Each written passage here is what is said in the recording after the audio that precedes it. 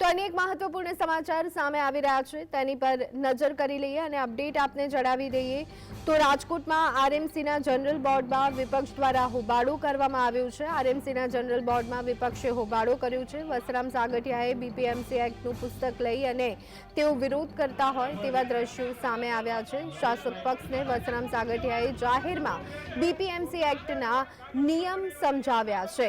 તો આ સાથે રાજકોટમાં 12,000 ખાડા છે તે તો બધા જ જાણે છે તેમ કહી અને વસરામ સાગઠિયાએ આક્ષેપ કર્યા છે। મીડિયા ન હોય તો એક પણ માણસ બોલવા ઊભો ન થાય।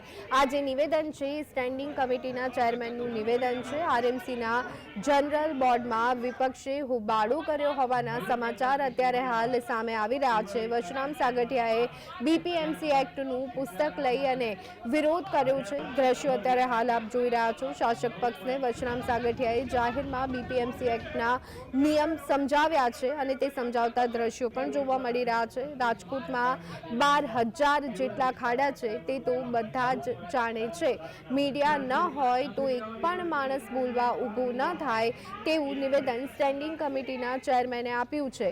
તો અત્યારના હાલના સમાચાર રાજકોટથી સામે આવી રહ્યા છે। રાજકોટના આરએમસીના જનરલ બોર્ડમાં વિપક્ષે હોબાળો કર્યો હોવાના સમાચાર સામે આવી રહ્યા છે। અત્યારે હાલ વિપક્ષ દ્વારા પ્રહાર કરવામાં આવી રહ્યા છે। રાજકોટથી સમાચાર સામે આવી રહ્યા છે। આરએમસી બોર્ડમાં હોબાળો કરતો વિપક્ષ જોવા મળી રહ્યો છે।